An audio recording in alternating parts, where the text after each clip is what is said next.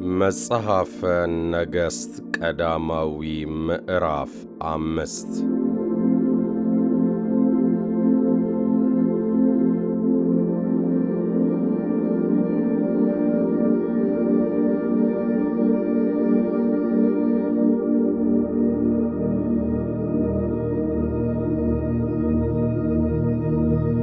የጢሮስ ንጉሥ ኪራም ለዳዊት በዘመኑ ሁሉ ወዳጅ ስለነበረ ሰሎሞን በአባቱ ፈንታ ንጉሥ ለመሆን እንደተቀባ ሰምቶ ባሪያዎቹን ወደ ሰሎሞን ሰደደ። ሰሎሞንም ወደ ኪራም እንዲህ ብሎ ላከ። እግዚአብሔር ከእግሩ በታች እስኪጥልለት ድረስ በዙሪያው ስለነበረ ሰልፍ አባቴ ዳዊት የአምላኩን የእግዚአብሔርን ቤት መሥራት እንዳልቻለ አንተ ታውቃለህ። አሁንም አምላኬ እግዚአብሔር በዙሪያዬ ካሉት ዕረፍት ሰጥቶኛል፣ ጠላትም ክፉም ነገር የለብኝም።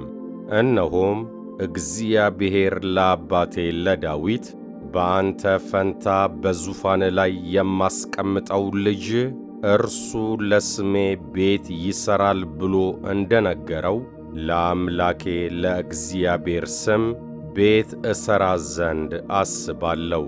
አሁንም ከወገኔ እንደ ሲዶናውያን እንጨት መቁረጥ የሚያውቅ እንደሌለ ታውቃለህና የዝግባ ዛፍ ከሊባኖስ ይቈርጡልኝ ዘንድ ባሪያዎችህን እዘዝ። ባሪያዎቼም ከባሪያዎች ጋር ይሁኑ። የባሪያዎችህንም ዋጋ እንደ ተናገርከው ሁሉ እሰጥሃለሁ። ኪራምም የሰሎሞንን ቃል ሰምቶ እጅግ ደስ አለውና በዚህ በታላቅ ሕዝብ ላይ ጥበበኛ ልጅ ለዳዊት የሰጠ እግዚአብሔር ዛሬ ይመስገን አለ። ኪራምም የላክብኝን ሁሉ ሰማው። ስለ ዝግባውና ስለ ጥዱ እንጨት ፈቃድህን ሁሉ አደርጋለሁ።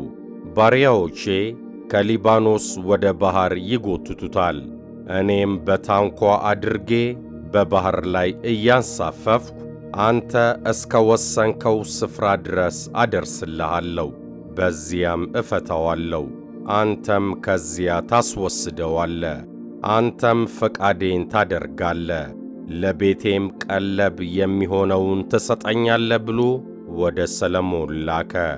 እንዲሁም ኪራም የዝግባውንና የጥዱን እንጨት እንደሚሻው ያህል ሁሉ ለሰሎሞን ይሰጠው ነበር። ሰሎሞንም ለኪራም ስለ ቤቱ ቀለብ 20,000 የቆሮስ መስፈሪያ ስንዴ፣ 20 ኮርም ጥሩ ዘይት ይሰጠው ነበር። ሰሎሞንም ለኪራም በየዓመቱ ይህን ይሰጥ ነበር።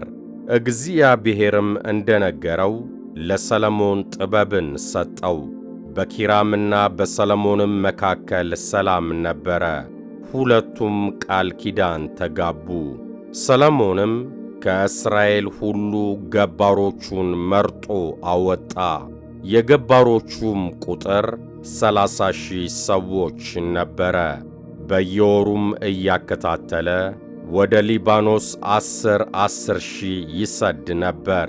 1 ወርም በሊባኖስ 2 ወርም በቤታቸው ይቀመጡ ነበር። አዶኒራምም አስገባሪ ነበረ። ሰሎሞንም 70,000 ተሸካሚዎች፣ 80,000ም በተራራው ላይ የሚጠርቡ ጠራቢዎች ነበሩት። ይሄውም በሠራተኛው ሕዝብ ላይ ከተሾሙት ከ3,600 ሰዎች ሌላ ነው። ንጉሡም ታላላቅ ምርጥ ድንጋዮችን ይቈፍሩና ይጠርቡ ዘንድ ለቤቱም መሠረት ይረበርቡበት ዘንድ አዘዘ። የሰሎሞንና የኪራምም አናጢዎች ጌባላውያን ወቀሯቸው። ቤቱንም ለመሥራት እንጨቱንና ድንጋዮቹን አዘጋጁ።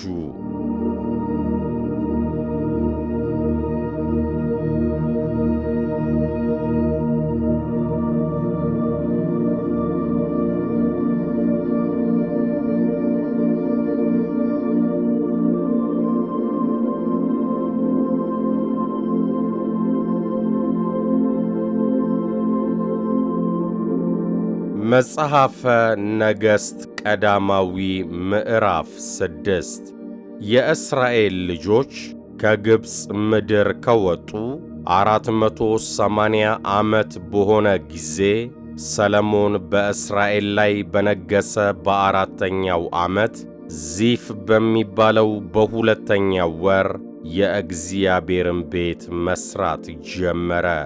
ንጉሡ ሰሎሞንም ለእግዚአብሔር የሠራው ቤት ርዝመቱ 60 ክንድ፣ ወርዱም 20 ክንድ፣ ቁመቱም 30 ክንድ ነበረ። በመቅደሱም ፊት ወለል ነበረ። ርዝመቱም እንደ መቅደሱ ወርድ 20 ክንድ፣ ወርዱም ከቤቱ ወደፊት 10 ክንድ ነበረ። ለቤቱም በዐይነ ርግብ የተዘጉ መስኮቶች አደረገ። በቤቱም ግንብ ዙሪያ በመቅደሱና በቅድስተ ቅዱሳኑ ግንብ ዙሪያ ድርብ ሠራ። በዙሪያውም ጓዳዎች አደረገ። የታችኛውም ደርብ ወርዱ 5 ክንድ፣ የመካከለኛው ደርብ ወርዱ 6 ክንድ፣ የሦስተኛውም ደርብ ወርዱ 7 ክንድ ነበረ። ሰረገሎቹ በቤቱ ግንብ ውስጥ እንዳይገቡ ከቤቱ ግንብ ውጪ አረፍቶች አደረገ። ቤቱም በተሠራ ጊዜ ፈጽመው በተወቀሩ ድንጋዮች ተሠራ። በተሠራም ጊዜ መራጃና መጥረቢያ፣ የብረትም ዕቃ ሁሉ በቤቱ ውስጥ አልተሰማም። የታችኛውም ደርብ ጓዳዎች በር በቤቱ ቀኝ አጠገብ ነበረ። ከዚያም ወደ መካከለኛው ደርብ ከመካከለኛውም ወደ ሦስተኛው ደርብ በመውጫ ያስወጣ ነበር። ቤቱንም ሰርቶ ፈጸመው። በዝግባው ሰረገሎችና ሳንቃዎች ከደነው። በቤቱም ሁሉ ዙሪያ ቁመታቸው 5 ክንድ የሆነ ደርቦች ሠራ። ከቤቱም ጋር በዝግባ እንጨት አጋጠማቸው። የእግዚአብሔርም ቃል ወደ ሰሎሞን መጣ እንዲህ ሲል፣ ስለዚህ ስለምትሠራው ቤት በሥርዓቴ ብትሄድ ፍርዴንም ብታደርግ ትመላለስበትም ዘንድ ትእዛዜን ሁሉ ብትጠብቅ ለአባትህ ለዳዊት የነገርኩትን ቃል ከአንተ ጋር አጸናለሁ። በእስራኤልም ልጆች መካከል እኖራለሁ፣ ሕዝቤንም እስራኤልን አልጥልም። ሰሎሞንም ቤቱን ሠራው ፈጸመውም። የቤቱንም ግንብ ውስጡን በዝግባ ሳንቃ ለበጠ። ከቤቱም መሠረት ጀምሮ እስከ ጣራው ድረስ ውስጡን በእንጨት ለበጠው። ደግሞም የቤቱን ወለል በጥድ እንጨት ከደነው። በቤቱ ውስጥ ቅድስተ ቅዱሳን ይሆን ዘንድ ኋለኛውን 20 ክንድ በዝግባ እንጨት ጋረደው። በቅድስተ ቅዱሳኑ ፊት ያለው መቅደስ ርዝመቱ 40 ክንድ ነበረ። የቤቱንም ውስጥ በተጎበጎበና በፈነዳ አበባ በተቀረጸ ዝግባ ለበጠው። ሁሉም ዝግባ ነበረ፣ ድንጋዩም አልታየም ነበር። በዚያም የእግዚአብሔርን ቃል ኪዳን ታቦት ያኖር ዘንድ በቤቱ ውስጥ ቅድስተ ቅዱሳኑን አበጀ። የቅድስተ ቅዱሳኑም ርዝመት 20 ክንድ፣ ስፋቱም 20 ክንድ፣ ቁመቱም 20 ክንድ ነበረ። በጥሩ ወርቅም ለበጠው። በቅድስተ ቅዱሳኑም ፊት ከዝግባ የተሠራ መሠዊያ አደረገ። በጥሩ ወርቅም ለበጠው። ቤቱንም ሁሉ ፈጽሞ በወርቅ ለበጠው። በቅድስተ ቅዱሳኑም ፊት የነበረው መሠዊያ ሁሉ በወርቅ ለበጠው። በቅድስተ ቅዱሳኑም ውስጥ ቁመታቸው 10 ክንድ የሆነ ከወይራ እንጨት 2 ኪሩቤል ሠራ። የኪሩብም አንደኛው ክንፍ 5 ክንድ፣ የኪሩብም ሁለተኛው ክንፍ 5 ክንድ ነበረ። ከአንደኛው ክንፍ ጫፍ ጀምሮ እስከ ሁለተኛው ክንፍ ጫፍ ድረስ 10 ክንድ ነበረ። ሁለተኛውም ኪሩብ 10 ክንድ ነበረ። ሁለቱም ኪሩቤል አንድ ልክና አንድ መልክ ነበረ። የአንዱ ኪሩብ ቁመት 10 ክንድ ነበረ፣ የሁለተኛውም ኪሩብ እንዲሁ ነበረ። ኪሩቤልንም በውስጠኛው ቤት አኖራቸው። የኪሩቤልም ክንፎቻቸው ተዘርግተው ነበር። የአንዱም ኪሩብ ክንፍ አንደኛውን ግንብ ይነካ ነበር፣ የሁለተኛውም ኪሩብ ክንፍ ሁለተኛውን ግንብ ይነካ ነበር። የሁለቱም ክንፎች በቤቱ መካከል እርስ በርሳቸው ይነካኩ ነበር። ኪሩቤልንም በወርቅ ለበጣቸው።